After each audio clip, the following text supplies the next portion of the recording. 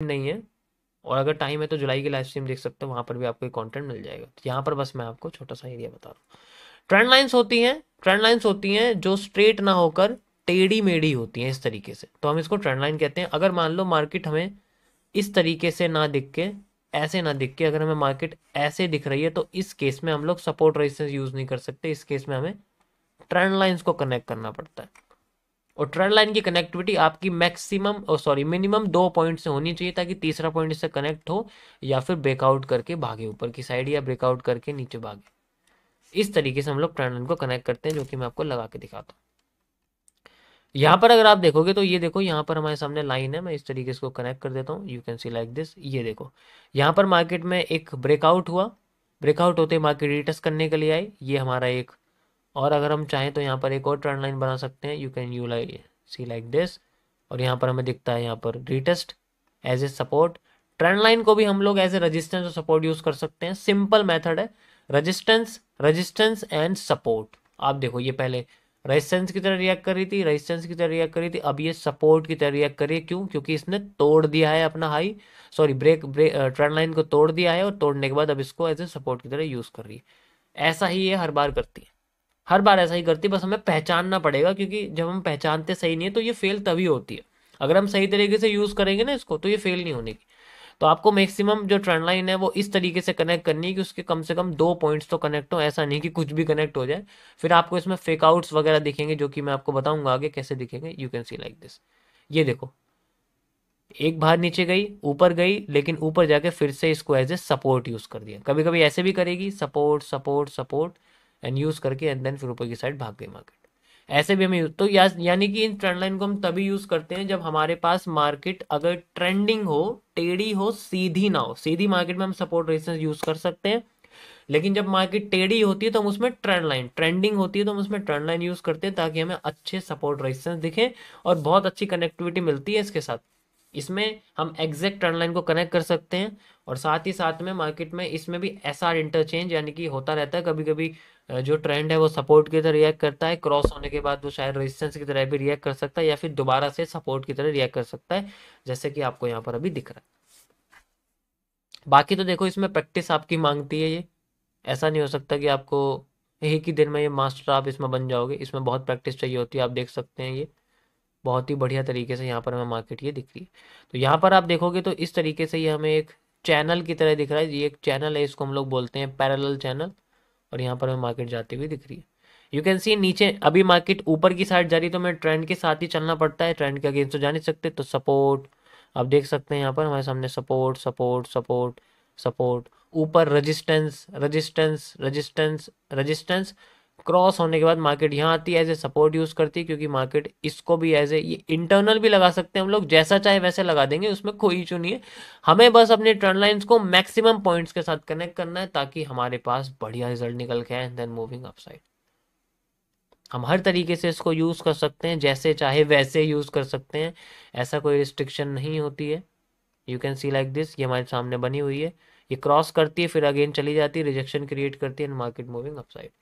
हम इसको ब्रेकआउट भी यूज़ कर सकते हैं, हम इसको एज ए ब्रेकडाउन भी यूज़ कर सकते हैं, जैसा चाहे हम इसको वैसा मैन्युफैक्चर या फिर अपने हिसाब से सेट कर सकते हैं। अभी सपोर्ट की तरह यूज़ कर रही है, ब्रेकआउट होने के बाद ऐसे रेजिस्टेंस की तरह यूज़ कर रही है, आप देख सकते हो ऊपर एम बना हुआ है। ऐसे हम इसको यूज़ कर सकते हैं। ट्रेंड लाइन बहुत ज़्यादा बढ़िया होती हैं, ये बहुत सिंपल स्ट्रेटजीज में आती हैं, और हम लोग इसको इस तरीके से यूज़ कर सकते हैं। अब मैं बात करता हूँ कुछ और चीज़ों के बारे में, जैसे कि होती है, हम जब इन चीज़ों को कनेक्ट करेंगे तो लाइन चार्ट की यूज़ नहीं पड़ेगी आपको, जब आप इसको समझ जाओगे कैसे स्ट्रक्चर्स बनते हैं, कैसे मार्केट में काम करते हैं। तो आप फिर कैंडल्स पे शिफ्ट करो, और अपनी ट्रेंड लाइन को कैंडल की क्लोजिंग के साथ आपको लगाना पड़ेगा। कैंडल की क्लोजिंग मतलब, कैंडल अलग तरीके की चीज़ होती है। कैंडल बेसिकली आपकी लाइन चार्ट नहीं होती। कैंडल में क्या होता है, वो अपने कलर के हिसाब से, मूवमेंट के हिसाब से अपनी कलर ट्रेड करती है। जैसे कि अगर मार्केट में अभी नया प्राइस बना, तो अगर नीचे जा रही है तो उसकी नीचे की साइड बॉडी बनेगी और रेड कलर की वो हो जाएगी। और अगर वो ऊपर, यहीं से ऊपर चली जाए, तो वो इस तरीके से मान लो यहाँ तक आ जाती है, तो नीचे वो एक लाइन छोड़ जाती है। इस लाइन को हम लोग बोलते हैं विक। अगर ये रेड कैंडल, तो हम इसको विक बोलते हैं। और अगर ये फिर ऊपर और चली जाए यहाँ से, तो ये फिर बाद में यहीं से ही अपनी बॉडी ऊपर बनाती है, और फिर बाद में नीचे लाइन छोड़ देती है। तो इसको हम लोग बोलते हैं एज ए विक। और ऊपर वाली लाइन अगर ये क्रिएट कर दे मान लो, तो ऊपर वाली लाइन को भी हम लोग विक बोलते हैं। वैसे तो हम शेडो बोल सकते हैं, बट इस केस में हम विक ही बोलेंगे। मतलब एक बत्ती होती है, जैसे मोमबत्ती होती है ना, उसकी जो बत्ती होती है, तो जहां प्राइस जाके वापिस आ जाता है वहां विक बन जाती है। जहां प्राइस रहता है इसको बोलते हैं हम लोग ओपन, इसको बोलते हैं हम लोग क्लोज, इसको बोलते हैं हम लोग लो, इसको बोलते हैं हम लोग हाई। इस तरीके से तो कैंडल की मूवमेंट होती है। अगर नीचे चली गई तो रेड हो जाएगी बॉडी, ऊपर चलेगी तो ग्रीन हो जाएगी। जहां क्लोज कर देगी वहां हिसाब से कैंडलस्टिक पैटर्न बन जाते हैं। और ये बहुत सारे होते हैं कैंडलस्टिक पैटर्न, बहुत सारे होते हैं इसकी ओपन और क्लोज के बेसिस पे। कुछ कैंडल ऐसी होती हैं जिन्हें हम लोग मारो बोजू कहते हैं। कुछ कैंडल ऐसे होती हैं जो स्पिनिंग टॉप होती है, इसके ऊपर और नीचे की लाइन सेम रहती है। कुछ कैंडल ऐसी होती है जिन्हें हम लोग हैमर कहते हैं। और इसी की रेड कलर की जो होती है, हैमर ग्रीन कलर का होता है, रेड कलर का हैंगिंग मैन होता है। इसी तरीके से हम इन्वर्टेड हैमर या शूटिंग स्टार कहते हैं। तो वो कैंडल्स के नाम है उनके स्ट्रक्चर्स के हिसाब से। और ये मार्केट में प्रेशर या लिक्विडिटी के बारे में बताते हैं, जो कि मैं आपको आगे एडवांस में बताऊंगा कैसे काम करते हैं। अब अगर हमें ट्रेंड लाइन को कनेक्ट करना है तो इनकी हमेशा जो ओपनिंग होती है और जो क्लोजिंग होती है वो बहुत इंपॉर्टेंट करती है, वो बहुत इंपॉर्टेंट होती है। जैसे कि जब हम मार्केट में बुल साइड को कनेक्ट करेंगे तो हम हमेशा ग्रीन कैंडल की ओपनिंग को कनेक्ट करते हैं ओपनिंग से। ध्यान से समझो मैंने क्या बोला। जब भी हम लोग बुल साइड को कनेक्ट करते हैं, बुल साइड यानी कि बॉटम सपोर्ट, अगर जब भी कनेक्ट करनी है हमें, तो सपोर्ट हमेशा हमें बुल साइड में ग्रीन कैंडल की ओपनिंग से कनेक्ट करना है। जस्ट लाइक आपको मैं दिखा देता हूँ, ये देखो ग्रीन कैंडल की ओपनिंग से ग्रीन कैंडल की ओपनिंग, ग्रीन कैंडल की ओपनिंग, ये आप देख सकते हैं एग्जैक्ट हमें लगती हुई दिख रही है। ये देखो बहुत ही बढ़िया कनेक्टिविटी है। 1 2 3 मैंने ग्रीन से ग्रीन कैंडल कनेक्ट करी है। और अब देखो आपको इसमें बहुत ही अच्छा ब्रेकआउट देखने को मिलेगा। ये देख सकते हो आप, ये ब्रेकडाउन है, retesting and down side market movement कर रही है। तो इस तरीके से हम इसको कनेक्ट कर सकते हैं ट्रेंड लाइन को। और जब मार्केट अपसाइड जा रही है, ठीक है, तो हम ग्रीन कैंडल की ओपनिंग कनेक्ट करते हैं। और जब मार्केट डाउन साइड जा रही है तो हम रेड कैंडल की क्लोजिंग कनेक्ट करते हैं। Got it. जब मार्केट डाउन साइड जा रही है तो हम हम रेड कैंडल की क्लोजिंग कनेक्ट करते हैं। अगर हमें बॉटम में लाइन बना, अगर हमें सपोर्ट ट्रेंड लाइन बनानी है, अगर हमें ट्रेंडिंग सपोर्ट बनाना है, तो हम लोग इस तरीके से यूज करते हैं। और अगर हमें रेजिस्टेंस बनाने, यानी कि ये ऐसी ऐसी के नाम है, हम लोग ऐसे नहीं बोलते इसको, इस लाइन को बोलते हैं हम लोग ट्रेंडिंग सपोर्ट, क्योंकि ये सपोर्ट की तरह रिएक्ट कर रही है। इसको हम लोग बोलते हैं ट्रेंडिंग सपोर्ट। ट्रेंड लाइन होती है एक तरह की, इसलिए हम इसको ट्रेंडिंग सपोर्ट कहते हैं। और इसको भी हम लोग एज ए ट्रेंडिंग सपोर्ट ही कहते हैं। बस इनके कनेक्ट करने के तरीके अलग होते हैं। अगर मार्केट ऊपर जा रही है तो हमें ग्रीन कैंडल की ओपनिंग कनेक्ट करनी पड़ती है ओपनिंग से। और अगर मार्केट नीचे आ रही है तो हमें रेड कैंडल की क्लोजिंग कनेक्ट करनी पड़ती है रेड कैंडल की क्लोजिंग से ही। और अगर मार्केट में हमें रेजिस्टेंस कनेक्ट करना है, तो अगर मार्केट ऊपर जा रही है तो इस केस में भी हम लोग ग्रीन कैंडल की क्लोजिंग से क्लोजिंग कनेक्ट करते हैं, जो कि आपको मैं लगा के दिखाता हूं। ये देखो ग्रीन कैंडल की क्लोजिंग से क्लोजिंग एंड देन क्लोजिंग, इस तरीके से हम इसको कनेक्ट करते हैं। ऐसे कनेक्टिविटी क्रिएट की जाती है। आप देख सकते हैं मैंने लाइन को अच्छे से कनेक्ट करने के लिए 1 2 और ये देख सकते हो 3 बीच में भी कनेक्ट हो रही है, उससे कोई फर्क नहीं पड़ता, डोंट वरी।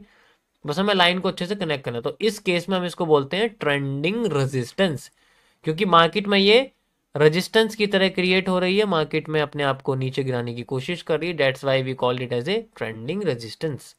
और अगर मार्केट नीचे आ रही है, अगर मार्केट डाउन साइड है, तो हम रेड कैंडल की ओपनिंग से ओपनिंग को कनेक्ट करते हैं। इसमें उल्टा होता है सब कुछ। रेड कैंडल की ओपनिंग से ओपनिंग कनेक्ट करते हैं इस तरीके से। You can see like this and we have ए,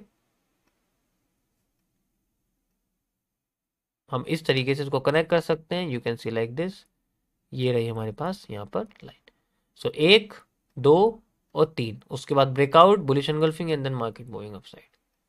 तो इसको हम लोग बोलते हैं ट्रेंडिंग रेजिस्टेंस। इसको हम लोग रेजिस्टेंस की तरह रिएक्ट करते हैं, क्योंकि देखो मार्केट अपने आप को रेजिस्टेंस लेके नीचे गिरा रही है, रेजिस्टेंस लेके नीचे गिरा रही है। और जब रेजिस्टेंस टूट जाता है तब मार्केट दोबारा से एज ए सपोर्ट क्रिएट करना शुरू कर देती है। तो ये ट्रेंडिंग रेजिस्टेंस ट्रेंडिंग सपोर्ट चलते ही रहते हैं, बनते ही रहते हैं, ये हमेशा फॉर्म होते रहते हैं। You can see like this, मैं दोबारा कनेक्ट करके दिखाता हूँ आपको। ये आप देख सकते हो ब्रेक डाउन हो चुका है और फिर दोबारा हम इसको कनेक्ट कर सकते हैं। तो ये कई तरीके से हम इसको यूज़ करते हैं। बस आपको पता होना चाहिए कि हमें लाइन किस तरीके से लगानी है और कैसे हमें इसको समझना है। मार्केट कब तोड़ती है, कब इसको रिएक्ट करके नीचे लाती है। अभी आपको मार्केट को टूटते हुए देखना है और बाकी से ज़्यादा कुछ नहीं करना। इसको समझना है कि ये काम कैसे करती है, पहले ये ट्रेंड लाइंस कैसे काम करती है, सपोर्ट कैसे बनता है, रेजिस्टेंस कैसे बनता है, किस तरीके से बनता है। तो ये उन मार्केट में काम करती हैं जो बेसिकली आपका स्ट्रेट होती है। तो ये था गाइज आपका आज का बेसिक का कंटेंट। देखो जो बहुत ही ज़्यादा इंपॉर्टेंट है मैंने इसमें वो बताया, बाकी की सारी खिचड़ी कुछ नहीं भरी है। एडवांस्ड में मैं नेक्स्ट लेक्चर में आपको एमएमसी के बारे में बताऊंगा कि एमएमसी में हम बेंडिंग मार्केट को कैसे फाइंड आउट करते हैं, क्योंकि ये तो स्ट्रेट है, यहाँ तो स्ट्रेट हो गई।